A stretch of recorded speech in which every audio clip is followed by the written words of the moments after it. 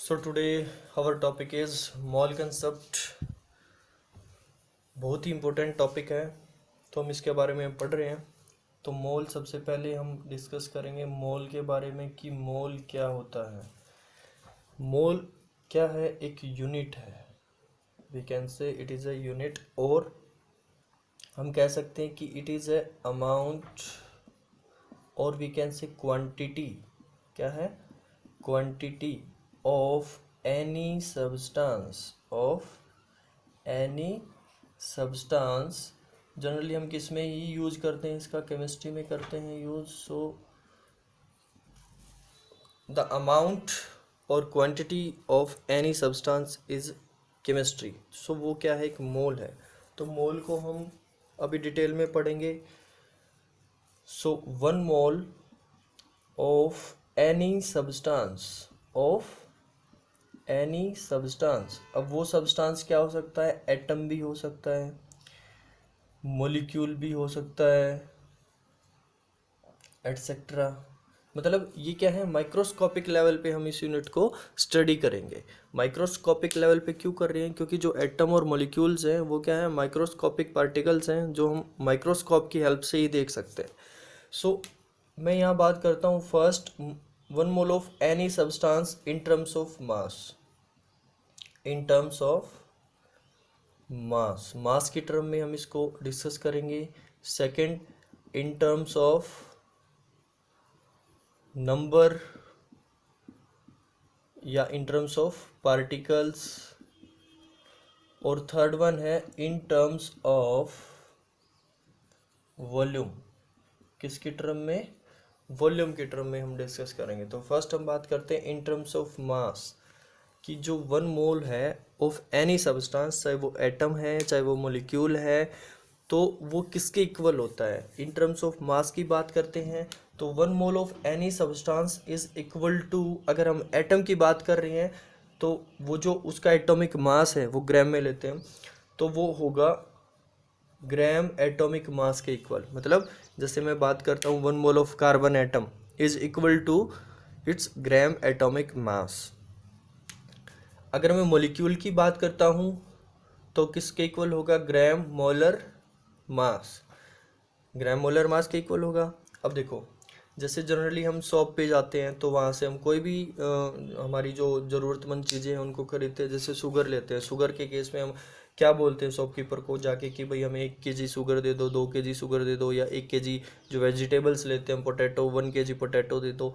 तो जो शॉपकीपर है वो क्या करता है कि हमने मांगा 1 kg, तो इस 1 kg कोई भी सब्सटेंस हो गया, उसमें शुगर हो गया, पोटैटो हो गया, कोई भी सब्सटेंस है, उसमें कितने ग्राम होते हैं?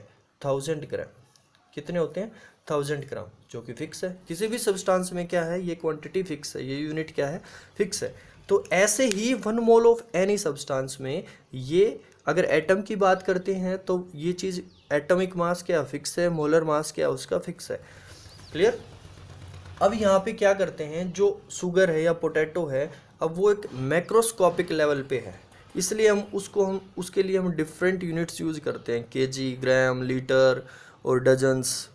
तो इसलिए हम उनको बोलते हैं मैक्रोस्कोपिक यूनिट। लेकिन हम ये तो जाके नहीं बोल सकते कि भाई 1 kg एटम दे दो, 1 kg मॉलिक्यूल दे दो, क्योंकि ये तो बहुत ही माइक्रोस्कोपिक पार्टिकल्स हैं जिसको हम नेकेड आई की हेल्प से नहीं देख सकते। सो ओनली माइक्रोस्कोप की हेल्प से हम इनको देख सकते हैं। तो इसलिए इन यूनिट को हमें स्पेशल फोकस किया गया है यहाँ पे, कि जो मोल है वो एक माइक्रोस्कोपिक यूनिट है जो किसके इक्वल होती है। अब जैसे फॉर एग्जांपल मैं बात करता हूँ कि 1 mole of hydrogen atom, 1 mole of hydrogen atom किसके इक्वल होगा? इन टर्म्स ऑफ मास की बात करता हूँ, हाइड्रोजन का मास कितना होता है? 1 ग्राम। क्लियर? अगर मैं बात करूँ मॉलिक्यूल के टर्म में लेते हैं 1 मोल ऑफ अमोनिया NH3, वो किसके इक्वल होगा? यहाँ इसके मोलर मास क्या होता है? इनके जो एटॉमिक मास होगा हम उनको सम करेंगे इन ग्राम्स। तो नाइट्रोजन का कितना होता है? 14 प्लस हाइड्रोजन का कितना होता है? 1। तो यहाँ कितने हाइड्रोजन है? 3। तो टोटल कितना होगा? 17 ग्राम। मतलब 1 mole of ammonia is equal to 17 gram. Clear? So ये था इन टर्म्स ऑफ मास। अब बात करते हैं हम इन टर्म्स ऑफ नंबर और इन टर्म्स ऑफ पार्टिकल्स। अब जैसे मैं फिर वही अपना नॉर्मल एग्जांपल लेता हूँ कि 1 डजन है, ये यूनिट नंबर्स की टर्म में लेते हैं हम। 1 डजन में जैसे बनाना लेते हैं, 1 डजन बनाना, तो उसमें कितने बनाना आते हैं 1 डजन में? 12। मतलब वो 12 बनाना क्या है?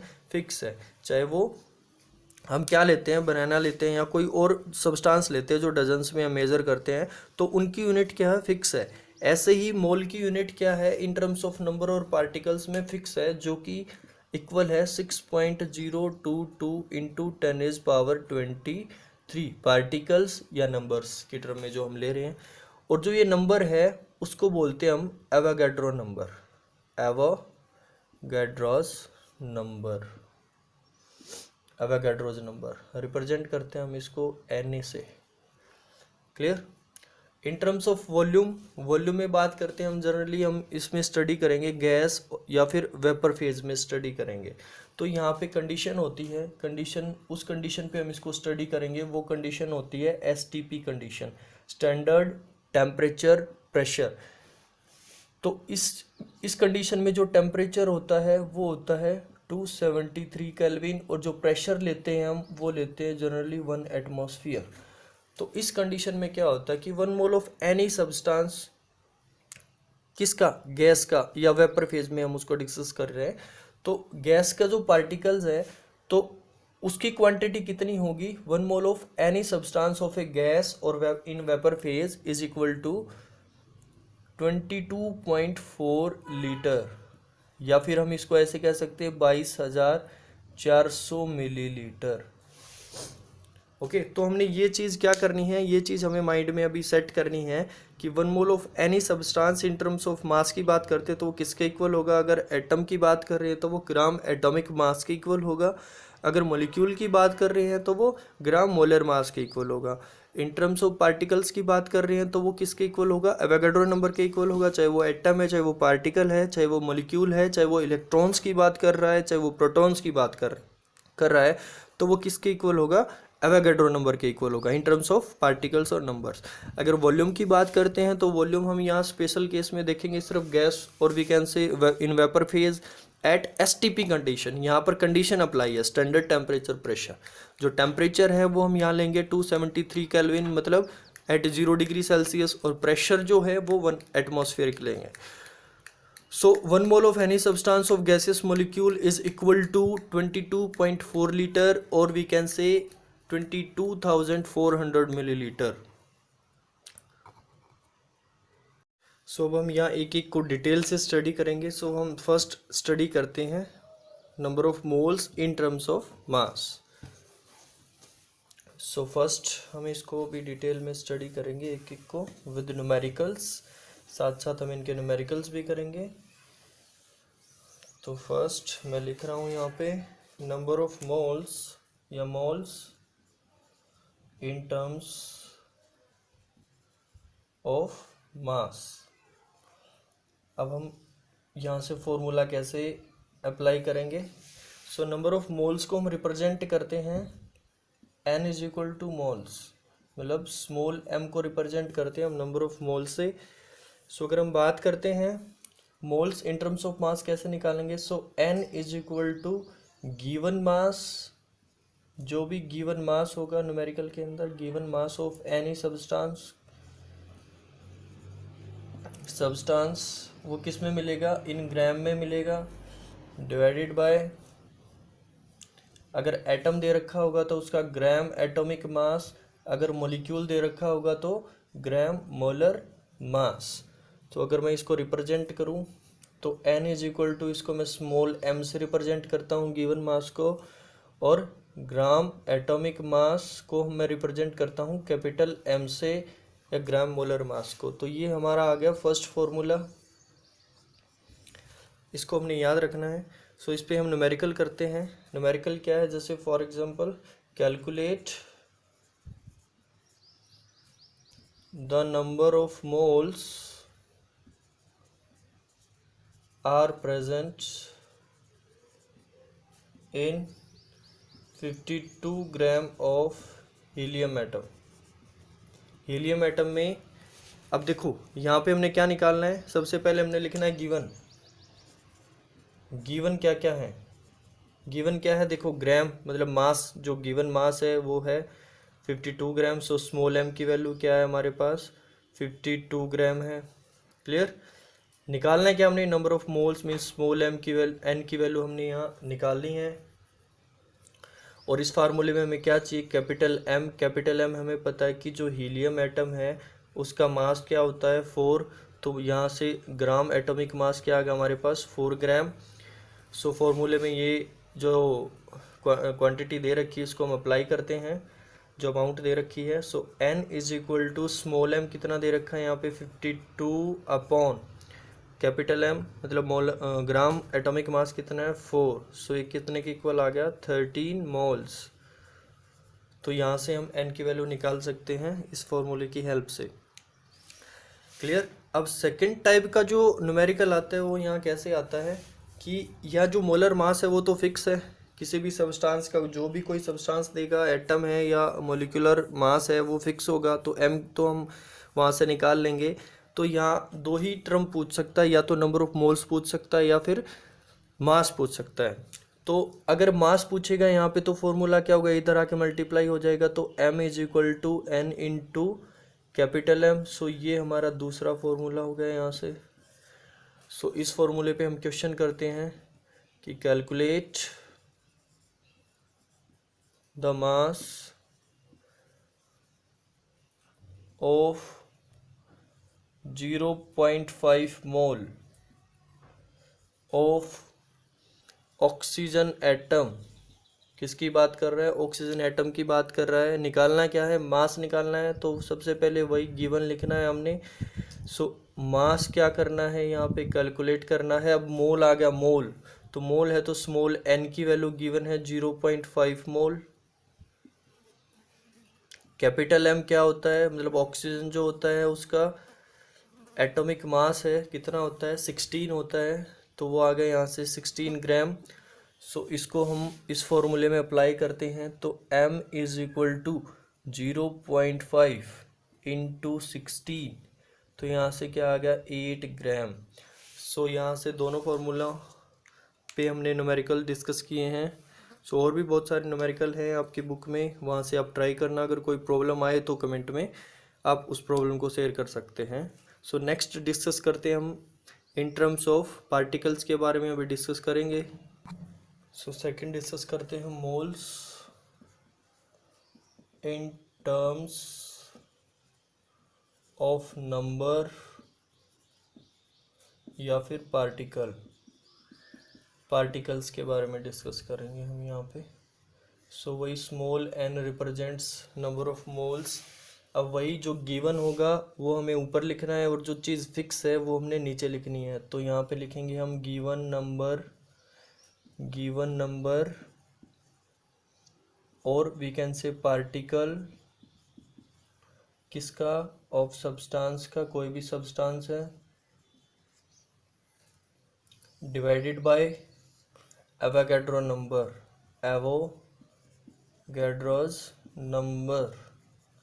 जिसको हम रिप्रेजेंट करते हैं Na से। सो यहाँ पे इसका सिंपल फॉर्मूला बनाते हैं। गिवन नंबर को हम कैपिटल N से रिप्रेजेंट कर रहे हैं और एवोगैड्रो नंबर को हम Na से रिप्रेजेंट कर रहे हैं। तो हमारा नेक्स्ट फॉर्मूला होगा, third formula, n is equal to capital N upon Na, मतलब गिवन पार्टिकल्स या given number divided by Avogadro number. So यहाँ हम इस पर न्यूमेरिकल डिस्कस करेंगे। सो एग्जांपल लेते हैं हम, calculate the number of moles in 3.022 into 10 raised power 23 molecules of oxygen।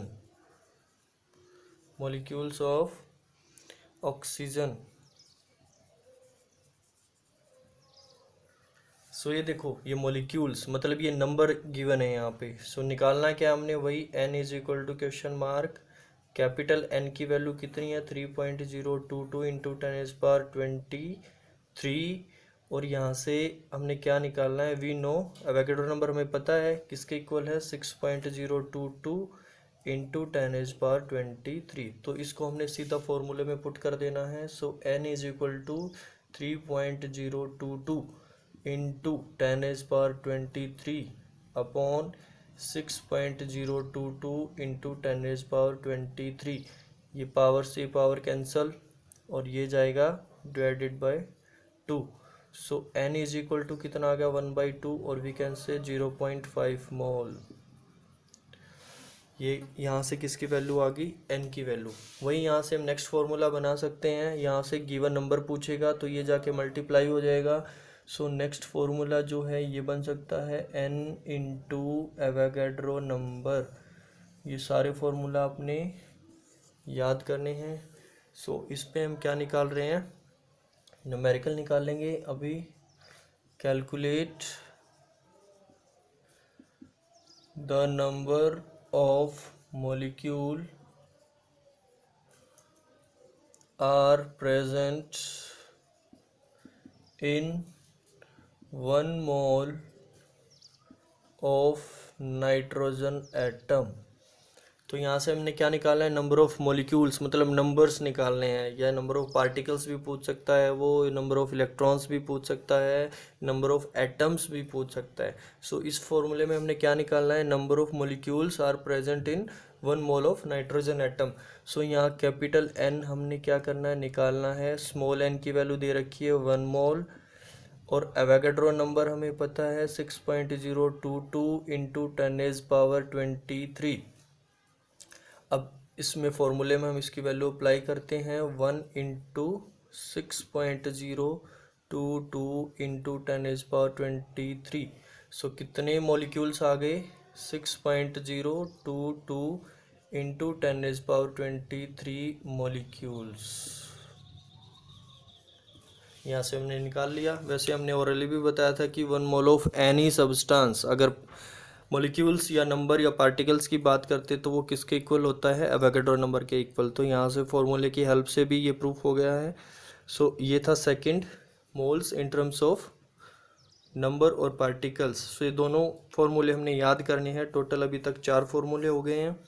Next, सो अभी तक हमने पढ़ा number of moles in terms of mass में हमारे पास जो फॉर्मूला आया वो क्या आया, given mass upon molar mass and number of in terms of number of particles और given number upon Avogadro number.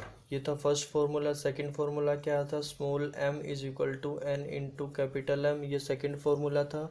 यहाँ से नेक्स्ट फार्मूला क्या आया था, n is equal to small n into N A means Avogadro number. अब देखो यहाँ से जो नेक्स्ट फार्मूला है, इन्हीं फार्मूले से हमने वो फार्मूला बनाना है। बस इसको समझना है, रटना नहीं है। ये देखो ये किसकी टर्म में है, मास की टर्म में है और ये n है। n की वैल्यू अगर मैं ये पुट कर देता हूँ इसमें, n is equal to given number upon Avogadro number, अगर मैं ये वैल्यू इसमें पुट कर दूंगा तो हमारा फार्मूला क्या बन जाएगा, m is equal to n upon Avogadro number into capital M। मतलब ये आ गया हमारा फिफ्थ फार्मूला। इस पे न्यूमेरिकल करेंगे हम। मतलब इसमें क्या पूछेगा, मास पूछेगा और गिवन क्या होगा, number of molecules, atoms etcetera are given होंगे। यहाँ पे एवोगैड्रो नंबर हमें पता है, मोलर मास या ग्राम एटॉमिक मास हम इजीली निकाल सकते हैं। अब यहाँ से ये किसकी टर्म में है, पार्टिकल्स या नंबर की टर्म में है, तो ये n की वैल्यू में ये पुट कर देता हूँ। तो यहाँ पे क्या आएगा, n is equal to small m divided by capital M into Avogadro number. So ये बन गया हमारा सिक्स्थ फॉर्मूला।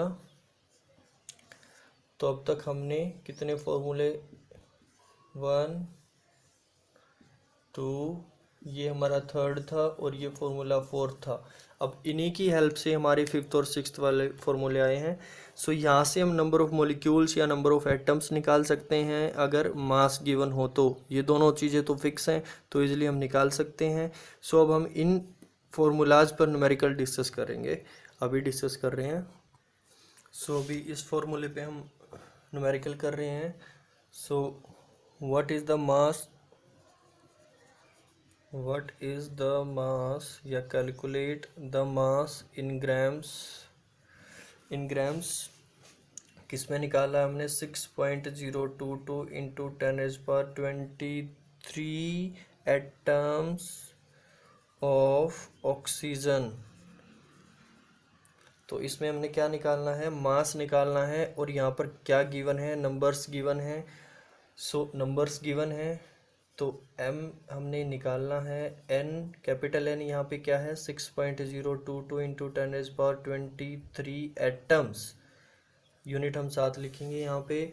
और हमें पता है m कैपिटल M क्या होगा, किसके लिए पूछा है, ऑक्सीजन के लिए। हमें पता है ऑक्सीजन क्या होता है, उसका एटॉमिक मास 16 होता है, तो 16 ग्राम। और एवोगाड्रो नंबर हमें पता है क्या होता है 6.022 इंटू 10⁻23।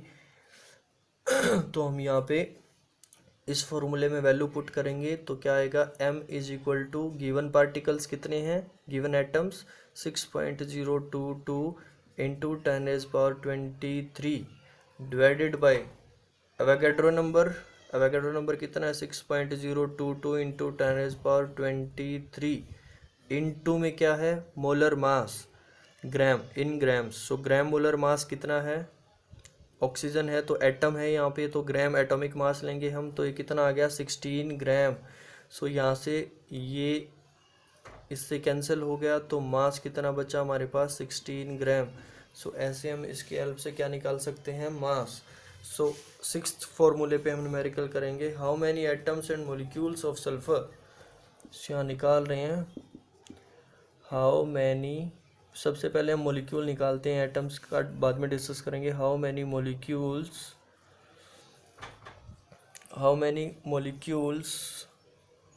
ऑफ सल्फर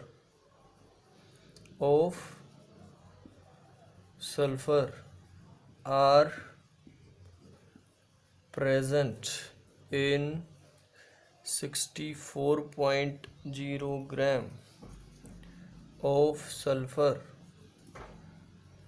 जो सल्फर होता है वो S8 की फॉर्म में क्या करता है, एग्जिस्ट करता है, पॉलीएटॉमिक बोल सकते हैं हम इसको। सो सबसे पहले हमने निकालना क्या है, कैपिटल N निकालना है। तो क्वेश्चन मार्क, गिवन क्या है ग्राम, मतलब मास गिवन है, तो गिवन मास कितना हो गया 64 ग्राम लिख सकते हैं हम इसको। हमें पता है एवोगाड्रो नंबर, हमें पता है क्या होता है। अब निकालना क्या हमने, ग्राम मोलर मास, तो मोलर मास कितना होगा S8 का। अब सल्फर क्या होता है 16 और 32, सो एटॉमिक मास कितना होगा इसका 32। तो यहाँ पर कितने सल्फर हैं इस फॉर्मूला में, 8 सल्फर है, तो यहाँ से ग्राम मोलर मास आएगा, ये आ गया हमारा 256 ग्राम। सो यहाँ से इन वैल्यूज़ को हम इस फॉर्मूले में पुट करेंगे। So capital N is equal to given mass कितना है 64 divided by 256 into Avogadro number 6.022 into 10⁻23। वो क्लियर। अब देखो यहाँ से मैं एक बार दोबारा रिपीट कर रहा हूँ इस क्वेश्चन को, how many molecules of sulphur, मतलब क्या पूछा है, कैपिटल N पूछा है, are present in 64.0 gram of sulphur. जो सल्फर वो S8 की फॉर्म में एग्जिस्ट करता है।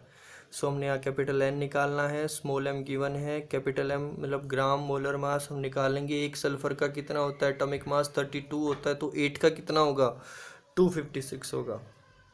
ओके, सो यहाँ से कट करने के बाद ये वैल्यू आएगी हमारी 1.506 इंटू 10⁻23।